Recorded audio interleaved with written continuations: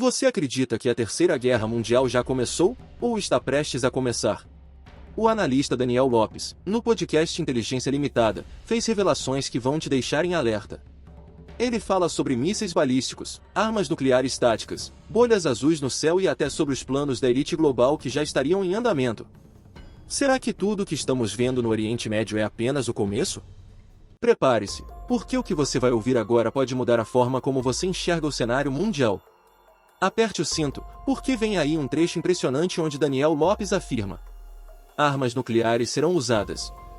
Isso vai gerar um pânico global. Assista com atenção. Você vê, diferente daquelas explosões que você vê no céu, com o Iron Dome, é uma bolha azul que dá no céu, assim, blum. Eu já vi. É. Então foram várias. A gente já sabia que eles estavam usando mísseis balísticos, né? E o míssil balístico intercontinental traz uma preocupação, porque Você acha alguma dessas imagens aí? Dessas imagens da bolhazinha azul, né? Porque é fora... Você imaginar uma explosão fora da atmosfera, né? No vácuo é um negócio meio estranho, né? Mas fica essa bolha azul. Então, mísseis balísticos eles já estavam usando. Talvez o que ele falou que o grande perigo que estava chegando, né? Sejam esses mísseis que ele se divide em vários, né? E é um problema. Ou isso... Ou também falaram deles bloquearem o estreito lá. Sim, Estreito de Hormuz. Isso, de Hormuz, que aí ferraria todo o comércio. Sim, isso China aí arrebenta. China não ia gostar nada também disso. Ou até soltar uma bomba nuclear, né? Alguém forneceu, eles já terem isso daí. Existe uma lenda que a China passou pro Irã bombas nucleares táticas, né? Que são? São aquelas mais fracas, que tem uma radiação menor, mas que dá um estrago legal também. Não aquela que você carrega numa maleta, não, né?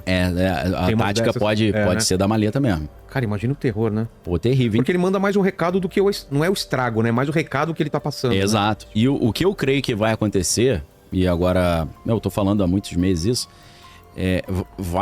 vão aparecer armas nucleares ali, aparecer no sentido de serem usadas. Serão usadas armas nucleares. Cara, seja por parte de Israel, por parte do Irã. Isso vai gerar um pânico global. Com certeza. E esse pânico global vai fazer com que os governos tenham um argumento para enrijecer mais ainda o controle, o acesso à privacidade, o monitoramento das mensagens privadas, a redução do poder social, o aumento do poder estatal. E isso é só a preparação para uma série de outras coisas do plano. Porque o plano, no final das contas, é o seguinte: derrubar a China. Só que derrubar a China... O que é derrubar a China? É enfraquecer ou derrubar... Talvez trocar o regime e colocar no poder na China um amigo dos Estados Unidos. O plano é esse. A China cresceu demais e então, tá com muito poder difícil, pra isso. Mas né? qual é a estratégia? A estratégia é fazer isso em 3 etapas. Antes de eu ir para cima da China, os Estados Unidos montaram um plano de tirar de cena Moscou, fazer a Rússia ficar completamente enrolada num conflito. Isso economicamente... Etapa 1 já rolou. Já tá rolando. Etapa 1 começou dia 23 de fevereiro de 2022. Essa já foi. Etapa 2... Será que é esse? A que eu vi a imagem não era esse, não. Era mais azulada. É parecido. Uma imagem azulada, uma bolhazinha, cima, né? É que o Google não tá dando algumas informações. Né? Tá. Então, primeira etapa para você quebrar as pernas da China é você tirar o Bulldog de perto, que é a Rússia. Que a Rússia tem 30 mil ogivas nucleares. Pois é. Então a Rússia já gastou centenas ou talvez dezenas de milhares de vidas e de trilhões de dólares nessa guerra. Então a Rússia eles já atrapalharam bonito. Agora é a fase 2, que é o Oriente Médio. Você tira os amiguinhos da Rússia, depois você tira os apoiadores do Oriente Médio. E você depois vai pra cima da China sem agora ter ninguém pra ajudar. Aí é etapa 3. Essa vai ser... a grande guerra. A Terceira Guerra Mundial. Entendeu? Essa é a Terceira Guerra Mundial. Daí mesmo. É esse aí, essa bolha, né? Meio azulada, meio roxa. Né? Então o que está programado é isso. Tá? Tá programado por quem? Pela elite global. Os bunkers que eles têm ao redor do planeta, inclusive na Nova Zelândia, que foi um estudo que eu apresentei hoje, a gente teve esses dias uma informação que a procura por jatos particulares saindo dos Estados Unidos e indo para Nova Zelândia, onde tem vários bunkers, tem várias empresas que fabricam bunkers, essa procura aumentou 300... Porque tá muito afastado? Muito afastado, 4.000 quilômetros de distância das terras mais próximas, clima ameno, né, um governo que é neutro, não se envolve em problema. Então, Nova Zelândia tem uma série de benefícios nesse sentido, né? Estabilidade econômica, estabilidade política, índice de criminalidade zero. Melhor do que todos o que eu falei. Produção de alimento que sobra. São, acho que 4 milhões de pessoas só para uma toneladas e toneladas de alimento. Então, eles exportam muita comida, porque sobra comida. Porque não é que é muita comida, é pouca gente. São poucas bocas para comer. Então você tem uma autossuficiência alimentar e, além disso, você tem também ali uma densidade demográfica também pequena. Não é muvuca, entendeu? Então é um local que os poderosos do mundo escolheram aí como um lugar privilegiado para eles se protegerem. A gente sabe que Mark Zuckerberg tem um bunker dele na ilha de Maui, no Havaí, mas é o Peter Thiel, que na minha opinião é um cara que governa os Estados Unidos por trás do presidente Donald Trump. O Peter Thiel, que é o bilionário da Palantir Technologies, que é uma das tecnologias do anticristo, ele não apenas construiu em 2010 um bunker gigantesco lá, e tem 2 empresas que vendem bunkers que custam entre 3 a 8 milhões de dólares, né? E os bunkers podem ser alugados também. Você paga ali uma mensalidade de 2.500 a 3.000 dólares para passar um tempo no bunker, se você quiser. Na época que começou a pandemia, essa galera toda foi para lá. Peter Thiel foi pra lá, Sam Altman da ChatGPT foi pra lá. Muita galera. O Reid Hoffman, que é um da máfia do PayPal também, que é o cara que criou o LinkedIn. E o Reid Hoffman falou que 50% do pessoal do Vale do Silício tem bunkers espalhados pelo mundo todo. E um lugar onde mais eles têm é na Nova Zelândia. E ele falou que quando ele foi pra Nova Zelândia na época da pandemia, ele encontrou, por acaso, sem combinar, mais 10 outros conhecidos dele do Vale do Silício. E o que está acontecendo? A procura por jatos que estão sendo alugados, jatos particulares, para ir para Nova Zelândia aumentou 300%. A galera está sentindo que...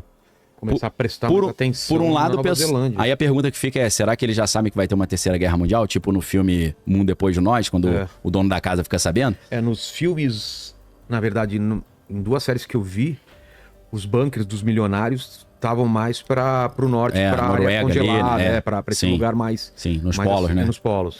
Mas eu acho também, não vejo por que iriam para lá. Né? Se você tem uma guerra nuclear e você tem um escurecimento da atmosfera com o inverno nuclear, você tem que ter uma infraestrutura de aquecimento excelente, né? E para acesso a alimentos também é complicado. Não que a Nova Zelândia seja muito calor, que lá faz frio pra caramba também. Faz. É meio... Se você olhar o mapa, você vê que não é muito longe do Polo Sul, não. Pois é. O negócio ali é bravo, né? É curioso que você vê que a Nova Zelândia, olhando no mapa, ela não é tão distante da Polinésia Francesa. A gente tá falando do Tahiti. E o Tahiti é clima tropical, pô, né? Aí você fala, caramba, não é tão longe. A Austrália tá mais ao sul, né? Ali a Nova Zelândia está bem pro sul, ali tá meio Polo Sul já. Mas assim, governo sólido, comida abundante, população pequena, densidade demográfica pequena, baixo índice de corrupção, criminalidade pequena também. Então, escolheram a Nova Zelândia como um destino aí. Então, eu creio que o que está programado é isso.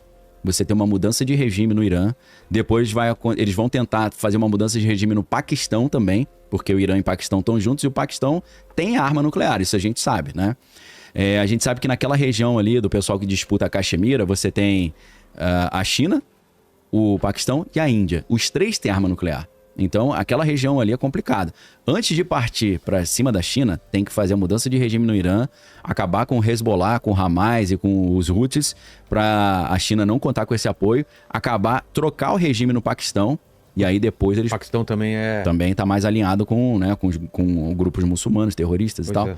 Não querendo dizer que todo muçulmano é terrorista, não foi isso que eu quis dizer, apenas dizendo que eles têm um alinhamento com o Irã.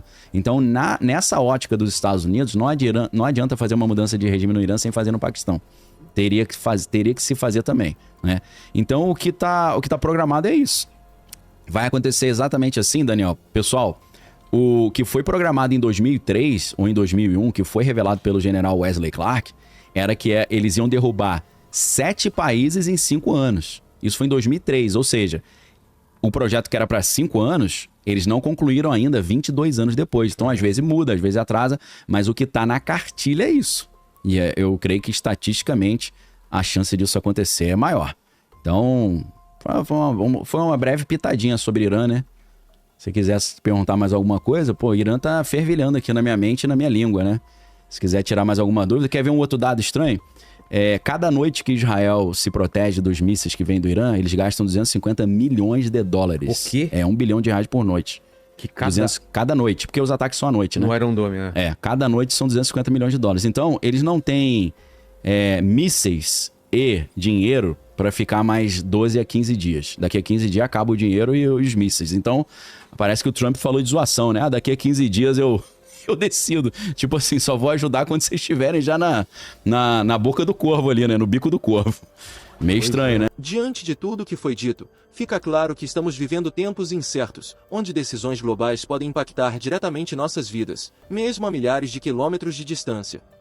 As falas de Daniel Lopes não apenas alertam sobre possíveis conflitos iminentes, mas também levantam reflexões profundas sobre o rumo que a humanidade está tomando, com mais controle, menos liberdade e uma tensão crescente entre as grandes potências.